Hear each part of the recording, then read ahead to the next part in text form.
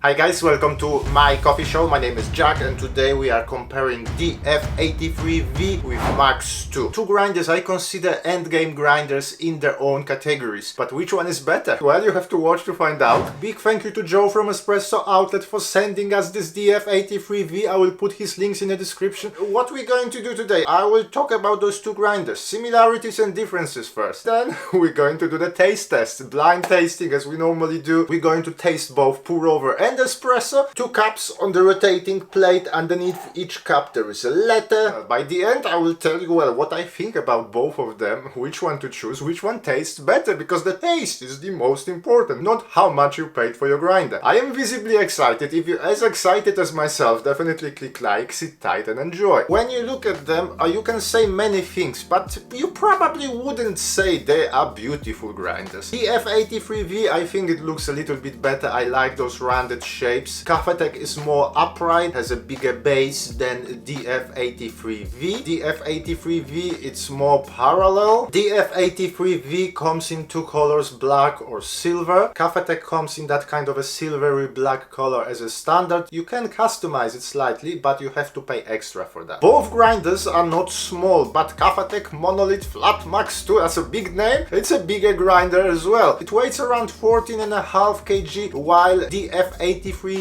weighs about 9, slightly over 9 kg. Both solid, both well made. Both of them have magnetically attached chute. DF83V has a magnetically attached cup. Kafatek is designed to grind directly into the portafilter, so if you want to use a catching cup, you need to buy one yourself. In my previous videos I criticized DF83V the decision to put switches on the side of the grinder, one next to another. One is the main switch, one is the on and off switch for the engine itself. I preferred how they arrange the switches on Kafatek. On and off switch is at the front, you have a light there. On the posterior of the grinder you can find the main switch. Both of those grinders come with variable RPMs. We play with the RPMs on my DF83V in one of my recent videos if you want to check out. I really like the way it's controlled on a DF83V. It ranges between 300 and 1600 and you change it by 100. I like that knob on the side, very easy to use, very clear on which RPM you are. In Kafatek it's also on the side, but I don't like the process. You have to rotate that plastic bit there. It ranges between 400 and 22 and you can be very precise with those RPMs, but maybe because the way it's positioned on the side and I have other grinders in my setup, so I don't have a good access to that. Honestly, I don't change it that much. I set it at 200 and that's what I use all the time. Both of those grinders use a sticker as a grind indicator. The scale on DF83V goes all around, while it's slightly shorter on a Kafatek Flat Max 2. So if you grind for a coarser brew methods, it's possible to go over the scale. What I'm not the biggest fan of is the range for espresso on a Kafatek Flat Max 2. I'm usually operating between 1 and 2. If I use like a medium roast coffee, I may go to 2 and something. It is a very precise grinder. I have no issues dialing in the coffee, but that range is teeny tiny, while on DF83V, I'm usually in between 8 and 14 for espresso. Both grinders, they use the blower. If you look at the blower on my Kafatek Flat Max 2, it's not a standard blower. Big thank you to Chris, also known as Mechanic, who sent me that blower. If you own a Kafatek grinders, this is the blower to get, so you can find him on a Kafatek forum. DF83V, it comes with that wooden cap, wooden cover on top of the blower. For Kafatek, if you want a wooden cup, you have to pay extra. Now quickly about the internals. Both grinders use good quality DC motors. DF83V engine power is 680 watts. Kafatek, the nominal power is 200 watts, but that's a geared motor. It can reach up to 2000 watts of power. And now the burrs, they both use flat burrs. DF83V, it has 83 millimeters DLC diamond-like carbon coated, and those burrs are set vertically in the grinder. There is also an auger there that can work like a kind of pre-breaker. If you're obsessed with the alignments of the burrs, well, you have to do it yourself. Kafatek Flat Max 2 comes with the 98 millimeters alpha coated shuriken burrs. Yes, they do make the burrs themselves, so you won't find those burrs anywhere else. And those burrs, they come aligned like up to few microns. You can choose few different options. I went for SW. You get that pancake of burrs. So you have a top burr that just crushes the beans, so it works like a pre-breaker, and then you get those 98 millimeter burrs. one thing here that differs those two grinders is the easy access to the burrs. DF83V, you just turn the front panel and you have access to the burrs, you can see them clearly. It's easy to swap the burrs for a different, let's say, SSP burrs, and for today's video I'm using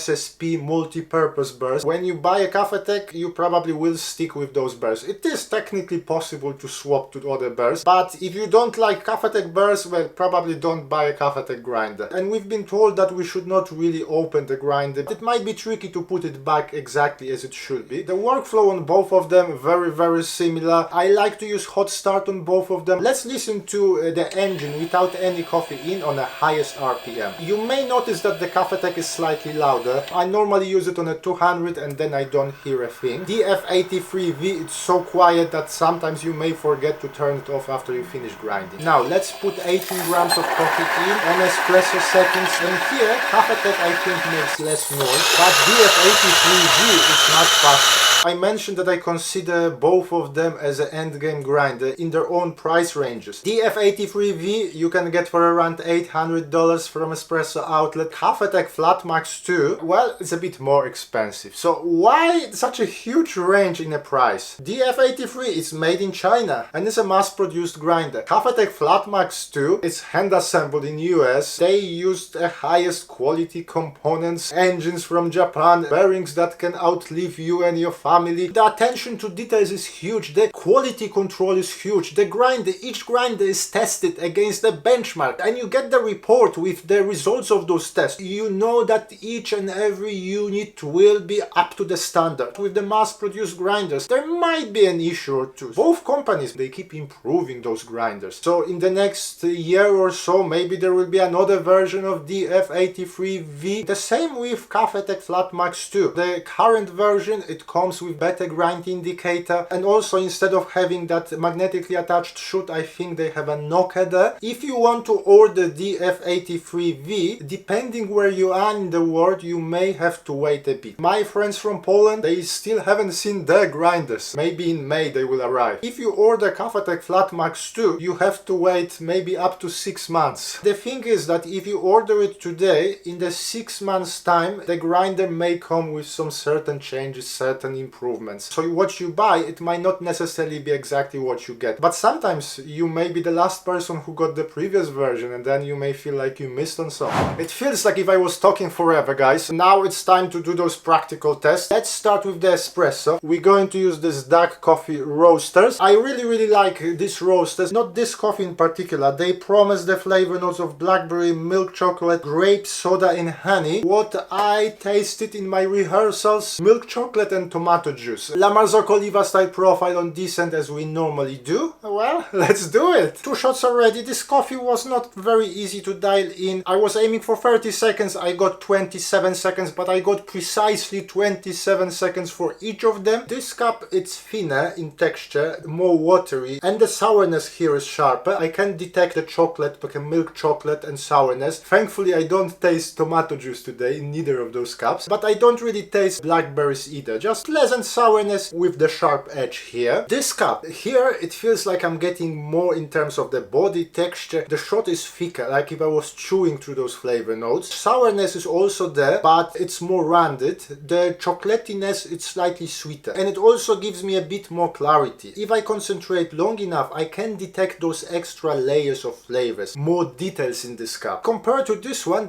is slightly flatter. I will put the refractometer readings on the screen. I won't see them until the end of this video. So I'm choosing this one.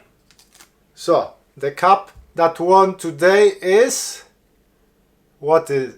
it's X, but you know what, I was expecting more in terms of the difference here. Now let's do the pour over test. We're going to use Oria. If you don't know about the Oria V4, I have a video about that. And we're going to use this coffee from Plot Coffee Roasters. This is a nice funky coffee. We should taste mango, raspberry, lemonade and honey. Well, let's do it. 2 cups are ready. I'm so happy because I managed to dial them into the same drain time of 3 minutes each precisely. And again, those differences differences not immediately obvious. Both cups you can get that funky aromas, both cups you get the pleasant sourness and everything else. This cup slightly milder, slightly flatter. Pleasant, I can get some sourness, I can get some sweetness, but slightly quiet here. This cup you get more of the depth, more of the juiciness here. There is a sourness, maybe slightly sharper on the other side, but more pleasant here. And I will go for this one because of that. But two good cups today. So the cup that won the pour over challenge is,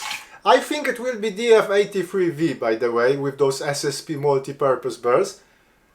And what is it? Okay.